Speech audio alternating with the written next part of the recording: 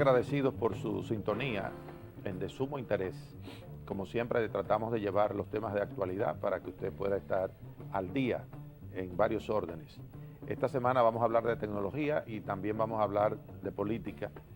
Vamos a hablar de tecnología con el invitado Hideki Morrison, ingeniero en tecnología, y con él también vamos a hablar de política porque él está aspirando a una diputación por el Distrito Nacional, por la capital del país. Así que esos temas vamos a tratarlos. En la cápsula educativa va a hablar sobre los beneficios de la manzana. La manzana es algo que uno tiene alrededor, porque aunque aquí no se producen buenas manzanas, pero hay muchas historias para contar sobre los beneficios de la manzana, que es conocida como una de las medicinas más directas que benefician al cuerpo humano. Y nuestro invitado internacional es Álvaro San Martín Cid, que va a hablar del valor de liderar, de ser líder, ¿no? Allí usted puede aprender muchísimas cosas. Así que nos vamos a la pausa. Cuando retornemos, entonces comenzamos a hablar con Hideki Morrison, quien es nuestro invitado en De Sumo Interés.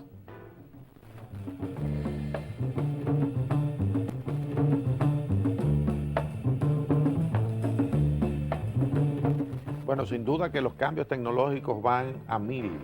El que le da seguimiento a esas cosas se da cuenta de que lo que hoy es una maravilla, ya mañana queda medio obsoleto porque aparece otra cosa extraordinaria. En estos días estaba viendo un médico que estaba siendo entrevistado en Estados Unidos sobre lo que están trabajando en una famosa universidad norteamericana, y es lo de crear un corazón que no va a ser necesario los trasplantes de corazón esperando un donante, sino que lo van a fabricar, y eso lo van a poner nuevecito con todas sus piezas nuevas, para usar un término, en una persona que lo necesite.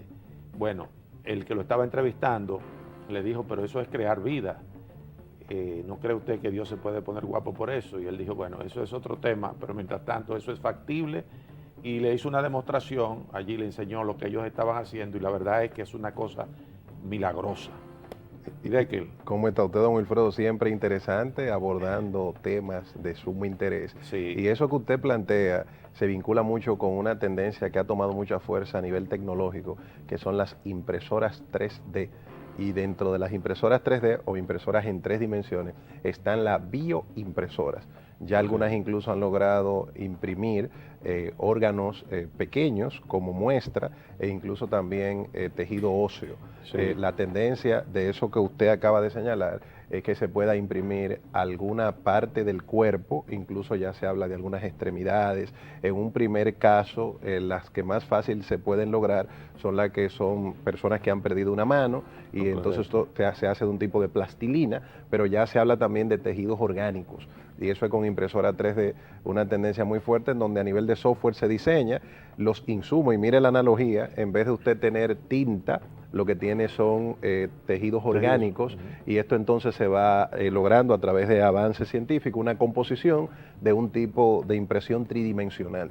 Es decir, que esa es la frontera, eso es lo que dicen los norteamericanos, state of the art, o el estado de arte actualmente en el tema tecnológico. En esa misma dirección están fabricando ya casas a partir de utilizar esto, como cuando se va a una impresora, pero en este caso es una impresora gigante con las dimensiones de construir, simplemente con toda la información que le entra y el material, se construye una casa en un ratico. Que esto no es un supuesto, ya no se es ciencia están haciendo, ficción, no. Y ya se han hecho. Sí, sí, incluso cuando estuve en Las Vegas, en ese evento que se hace todo principio de año de tendencias y de electrónica, pude ver cómo ya las impresoras 3D que se pueden comprar por Amazon, nuestra audiencia puede ir a Amazon y comprar una impresora 3D, y usted puede imprimir, por ejemplo, calizos, platos, juguetes, artículos del hogar. Hay una diversidad de diseños, hasta adornos para la casa. Usted lo diseña y lo imprime. Y lo imprime un allí. juguete para el niño, lo diseña y lo imprime, y lo que se hace es que en vez de tener tinta, tiene plastilina, y entonces hay una diversidad, 200, 300, incluso más prototipos y usted lo va imprimiendo en función de su necesidad, en 3 dimensiones. La plastilina, ¿qué viene siendo? Eso es como un plástico. Es como un tipo de plástico fuerte, sintético resistente, que además tiene la posibilidad de estar como diluido y se compacta. Por eso funciona con la intensidad del calor de la impresora, se puede derretir, tomar la forma del objeto que se quiere diseñar y después quedar resistente. Ya. Y hay otras tecnologías también de materiales para este tipo de impresión. Lo que se ha planteado es que en la vida actual y de futuro, usted necesita en su casa un objeto, usted lo imprime. Un usted martillo, necesita por ejemplo, un juego para su niño, usted lo imprime. En el caso todavía no se está trabajando con metales, pero sí lo que son de plástico, algún tipo de calzado, este tipo de calizos muy famosos o chancletas Croc, entonces usted puede tener un tipo de impresión así. Se rompió la del niño, imprímele una ahí. Entonces es una tendencia interesante. O sea, el hecho de ya la tecnología existe, ahora lo que va a expandirse el uso de esa tecnología en función de otros inventos, esto que llaman la destrucción constructiva, que sin duda implica una transformación constante del entorno y ponerlo a beneficio de la gente, ponerlo a mano, abaratándolo, creando nuevas y nuevas invenciones. Es decir, ese es el mérito justamente de una sociedad como principalmente la sociedad norteamericana, porque aunque ya eso se experimenta en otros países como Japón, la misma China, sin embargo Estados Unidos todavía mantiene la vanguardia en lo que significa esto de los inventos. Y cuando uno ve esa cosa parece ciencia ficción, pero realmente no lo es realmente una aplicación de cosas que venían más o menos desarrollándose, que se usaron principalmente en el campo militar y que luego fueron transferidas ya al sector civil, claro. Y eso es lo que está... Y que iniciaron en la industria, porque la industria de hoy se basa en ese tipo de tecnología. Correcto. Es usted tener en su casa una pequeña capacidad de producción industrial, a un bajo costo, están costando unos $1,800, $700. Las impresoras, la pueden buscar así mismo en Amazon, ponen impresora 3D, pueden ver muchos prototipos, ejemplos de cómo funcionan, de cómo se imprime, y es todo un furor lo que ha causado, sobre todo en países del primer mundo, donde ya hay una mayor capacidad de consumo y un mayor poder adquisitivo. Claro, y una cosa muy importante es que ahora cuesta eso, pero en la medida en que va aumentando la demanda, que va asumiendo los costos de la construcción masiva, va bajando los precios. Exactamente. Lo que pasó es igual con los celulares. Al principio un celular era una cosa, bueno, muy exclusiva, incluso adherido a un carro, cuando eso todavía no había salido el celular independiente, ¿no? Inalámbrico. Bueno, y hoy ya es verdad que hay celulares caros, pero ya la tecnología básica, fundamental, se consigue con pocos recursos. Pero totalmente, y además un cambio de hábitos. Correcto. Y de costumbres, porque en vez de usted tener en su casa una diversidad de objetos de plástico que usted compra y lo tiene por un largo tiempo, ahora usted lo fabrica y lo personaliza. Y todo lo que son objetos plásticos, usted dice y se planifica. Es el concepto que ha traído las impresoras 3D. Compro mi impresora 3D y voy diseñando, bueno, yo quiero tantos vasos plásticos para los niños, yo quiero, por ejemplo, una bandeja plástica, yo quiero un adorno para mi casa, y se le saca la inversión. Sí. Esos $700 después usted produce mucho más y además con los nombres, porque la impresión 3D permite colocar nombres en relieve y hacer figuras. Entonces, es también un campo muy amplio para la creatividad. Es interesante porque estas transiciones, cuando uno es de una generación de transición como la nuestra, a veces la pregunta fundamental es, y me pregunto que la audiencia dirá, ¿y para qué sirve eso? ¿Y por qué hay que tener una impresora 3D en la casa? Es que así hace muchos años se decía de un televisor. Claro. O cuando a Henry Ford le planteaban, ¿y qué es lo que usted está haciendo si lo que necesitamos es un caballo que corra más rápido? Exacto. La gente no pensó que algo de metal, que fue el primer modelo T y luego un vehículo, era la innovación. Eso es innovación, claro. Eso es cambio permanente. Eso es innovación. Eso es la humanidad. Eso es interesante, eso que tú estás señalando de cómo surge el vehículo. ¿Por qué surge el vehículo? Cuando venían los vaqueros, ¿verdad? Que venían con sus caballos, que era lo que existía para transportarse, y llegaban a una pequeña ciudad, amarraban el caballo en un palo que había, bueno, y defecar, ya sabe que la ciudad se llenaba porque eran muchos caballos, se llenaba de heces fecales de esos animales, y entonces eso traía epidemias, traía enfermedades, la limpieza era casi imposible. Bueno, y ahí entonces viene ese reto que provoca lo que es la fabricación del automóvil, ¿no? Así mismo es. Entonces ya el caballo no entraba a la ciudad, no tenía que entrar porque estaban los automóviles. Y fue una transición porque luego ese mismo caballo tenía el rol de desplazar unos carruajes. Correcto. Porque se hicieron carruajes con la invención de la rueda y lo que más lejos se llegó era decir, bueno, los caballos que corran más rápido que halen los carruajes. Los caballos pero de nunca, fuerza. claro, entonces nunca se pensó en ese motor de caballo de fuerza, Sí. que fue el motor de combustión interna que hizo posible toda esa industrialización que luego terminó en los vehículos y en lo que hoy tenemos. Claro, seguimos teniendo los vehículos, pero el motor que se tiene hoy es casi lo que era un motor para mandar un cohete al espacio. Así mismo. Porque leí algo con respecto a ese tema, que el primer cohete que se va al espacio tenía la tecnología que tenía un Ford de esa época. Imagínese usted. Esa era la tecnología que tenía ese cohete. Sin embargo, la tecnología que tiene hoy un vehículo, de los que andamos aquí en la calle, de los vehículos nuevos, es una cosa impresionante en términos tecnológicos. Y déjeme decirle que la tendencia es que el medio de transporte no sea ya terrestre, sino en suspensión aérea. La tendencia es que se está desarrollando ya unos vehículos anfibios. Claro, ¿no? Y que van a estar sobre la carretera. La carretera. Entonces, autocontrolado y programado por GPS.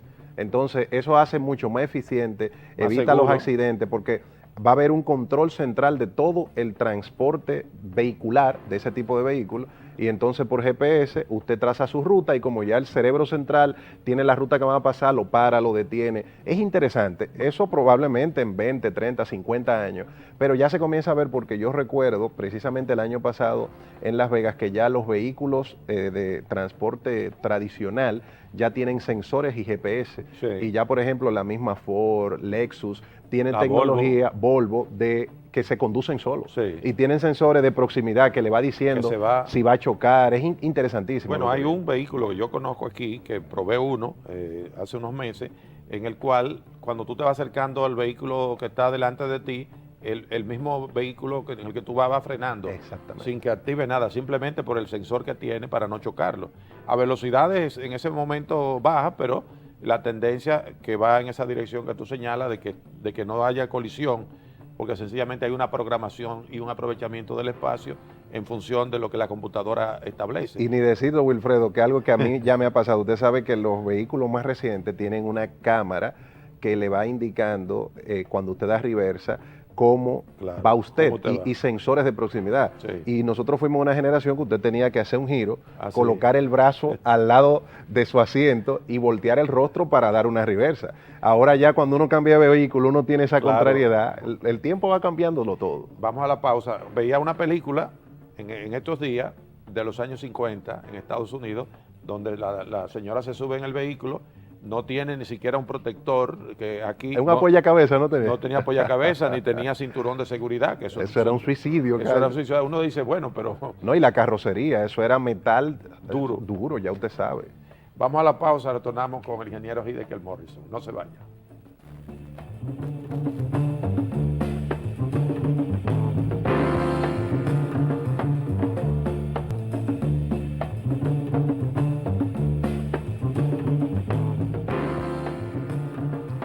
Estamos en de sumo interés, estamos conversando con el ingeniero Hideki Morrison, estamos hablando de los avances tecnológicos que se están produciendo y fuera del aire él decía, y eso es comenzando que estamos, vienen cosas más importantes, más extraordinarias, porque todos los días se está haciendo creativo.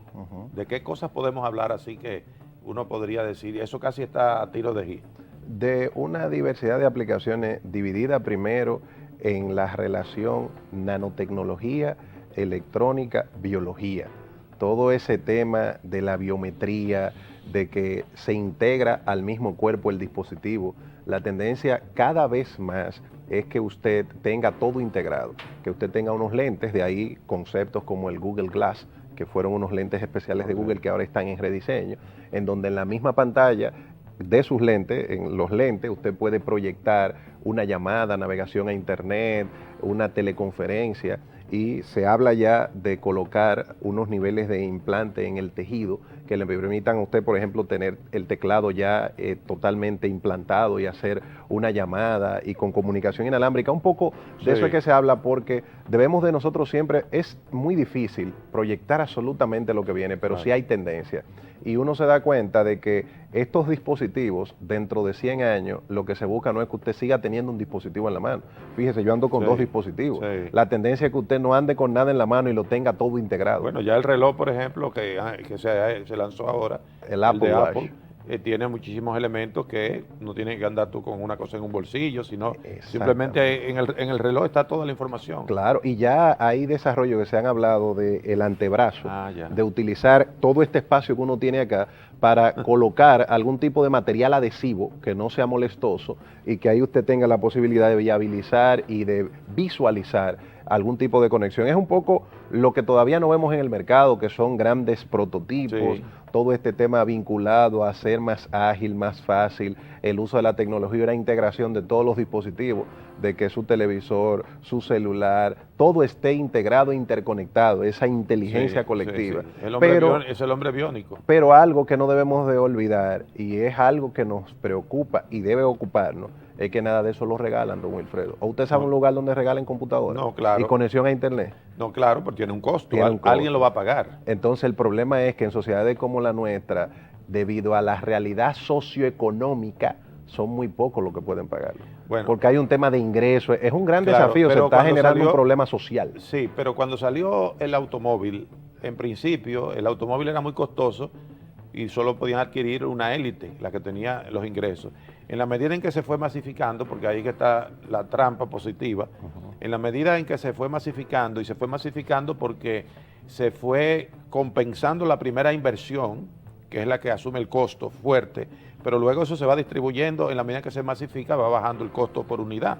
Y eso es lo que hace que en las sociedades desarrolladas, obviamente, todo el mundo tenga la facilidad, casi todo el mundo, de tener un vehículo.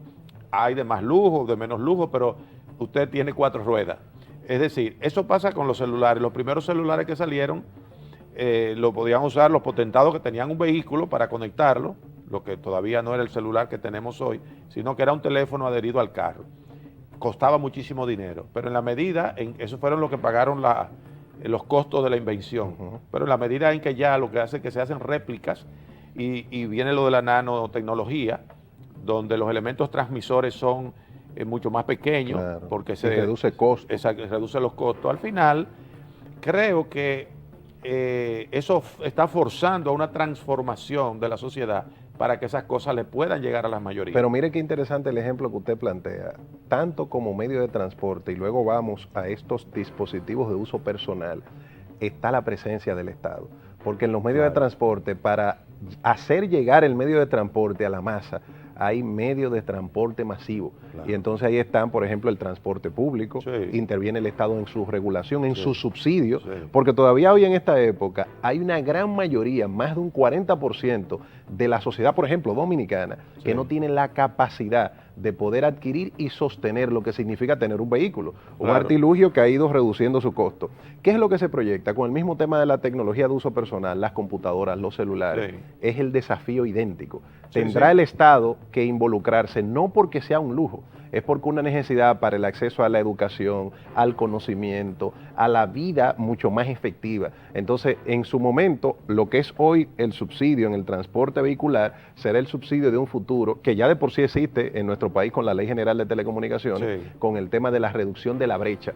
El Estado tiene que intervenir porque siempre va a existir una masa importante y más en estos países que será casi de la mitad o más que no va a poder pagar porque la economía no lo resiste, porque nuestro ingreso per cápita no lo hace posible, lo que cuesta el avance. Claro, yo tengo una visión diferente en ese sentido. Yo creo que justamente la aparición de la tecnología está forzando la masificación de ella misma para que pueda ser beneficiosa para los inventores. Creo que la invención de la rueda, que fue el punto de partida de una transformación que lo que cambia de forma pero tiene el mismo principio. La rueda fue una revolución, aunque hoy para uno eso es una cosa como hasta obvia, insignificante. ¿no? ¿Y cuál es la innovación? Correcto. Pero fue una innovación trascendental. Trascendental. Dentro de las grandes innovaciones humanas está en los primeros lugares. Claro, lo de la rueda, lo mismo que la imprenta. Es decir, antes el libro manuscrito llegaba a 2 o 3 y eso era, oye, eso era un tesoro, tener un libro que se pasaba de mano en mano porque era a mano, que se escribía, no podía. Cuando aparece la imprenta, bueno, ahí aparecen los primeros signos de represión para que no se usara la imprenta, y los chinos, que fueron los alemanes, que fueron los primeros que la inventan, luego los chinos la escondían para que no se pudiese reproducir el libro. Y eso creó también otra revolución. Es decir, son inventos de hace milenios que siguen siendo el soporte para la transmisión de la información. Yo creo que lo que pasa con países como los nuestros es que llegamos tarde a lo que era la distribución de los factores del desarrollo. Y eso hay que resolverlo, que es una de las cosas que hay que resolver. Pero déjeme decirle algo interesantísimo. Cuando uno analiza la población mundial, todavía sigue siendo masiva la población que está de espalda a eso. Claro. Incluso cuando usted va por continente, ¿qué está pasando en toda Latinoamérica? Algo muy similar a lo nuestro. Sí. Pero ¿qué pasa en África? ¿Pero qué pasa en China, en esa China continental de más de 1.000 millones de habitantes? Sí. Entonces es también un tema de que esta liberalización de los mercados, esta aldea global, no debe de perder el tema social, el componente social, claro, que ahí entonces viene la conciencia crítica y la capacidad de los liderazgos, de los estadistas, de los mandatarios, que tienen que buscar la vía de que todos estén llegando casi al mismo tiempo o tratar de reducir esa gran deuda social acumulada. Claro, ese es el punto fundamental, ese de la visión de los liderazgos. Exactamente. Sabiendo que esos liderazgos... Una cosa es el mundo corporativo y otra cosa es la responsabilidad Estado. El nuevo tipo de político, porque el político que lo que se convierte en un freno para que no exista la competencia, y él es parte de un sistema en el cual frenar los inventos es su política. Exactamente. Pero esa nueva generación que va surgiendo, la presión que mete junto con lo que es el desarrollo tecnológico, va siendo casi obsoleto ese discurso rimbombante y de promesas frente a lo que es la demanda de la gente. No, y es un modelo muy claro y que ya está aprobado. Deng Xiaoping, que lo planteó, que fue ese gran salto de avance en un país como China, que venía desde la preocupación de resolver la desigualdad o buscar una sociedad igualitaria, a entender que lo que hay es que estimular la innovación, la tecnología, el sector privado y luego el Estado utilizar adecuadamente esos recursos para dar ¿qué? Educación, conocimiento y convertir los nuevos innovadores. Y como dijo el mismo Deng Xiaoping, ser rico es fabuloso. Y lo que debemos de buscar es una sociedad donde todos sean ricos, creando, innovando, siendo emprendedores. Ese es el enfoque que hay que darle. Exactamente, la innovación tecnológica a la que le tienen miedo los que tienen el control de lo que está ya inventado. Exactamente. Y entonces le ponen trabas a que entre lo nuevo, porque eso es lo que se llama la destrucción constructiva. Si vamos a transformar cosas para ponerlas al servicio de la gente. Y esa es la garantía también de la reproducción del capital, en la medida en que tú puedes masificarlo. Si tú solamente puedes construir 100 carros para 100 personas, obviamente que eso no es negocio. Entonces, amplificarlo, desarrollarlo y que cada uno tenga uno, obviamente que te obliga a flexibilizar las formas de adquirirlo.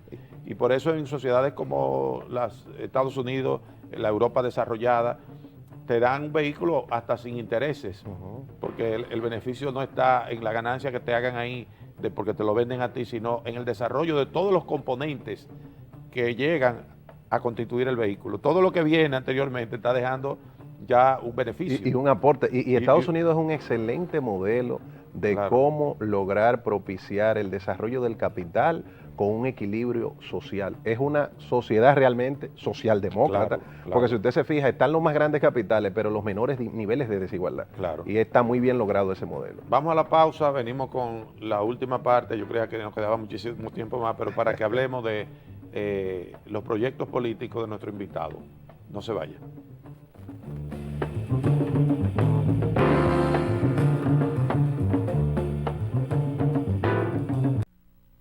Las manzanas, propiedades y beneficios. Por si a alguien le pareciera que el agradable y refrescante sabor de la manzana es poca cosa para consumirla, hay muchas otras razones por las cuales debemos consumir esta rica fruta. Tiene un importante aporte de vitamina C al organismo. Su cáscara sirve como fibra para combatir el estreñimiento. Se utiliza como astringente en casos de trastornos gastrointestinales. Ayuda a disminuir los niveles de colesterol malo en la sangre. Tiene un bajo contenido calórico. Tiene propiedades anticancerígenas y antioxidantes que mantienen en perfecto balance el sistema inmunológico, entre otros.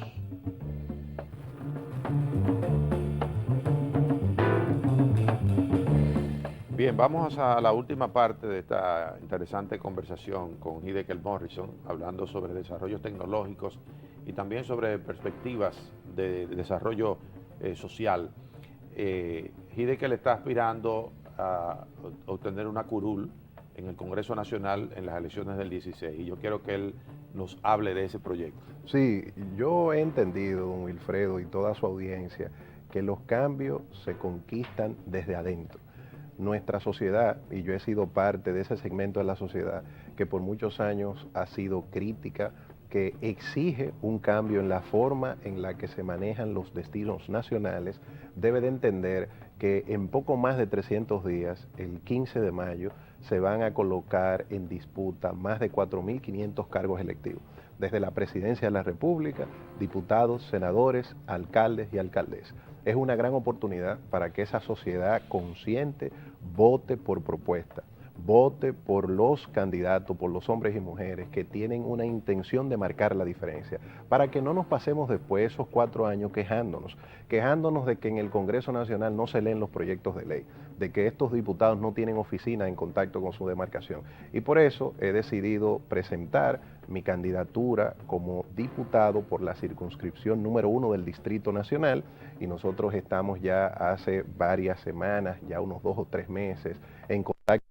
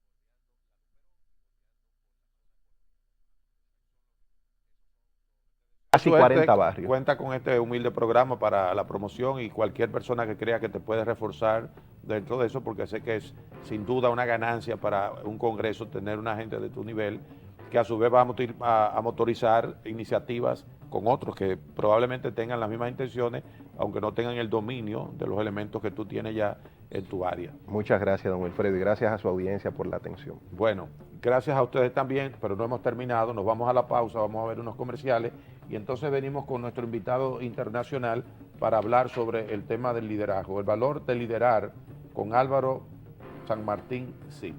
No se vayan.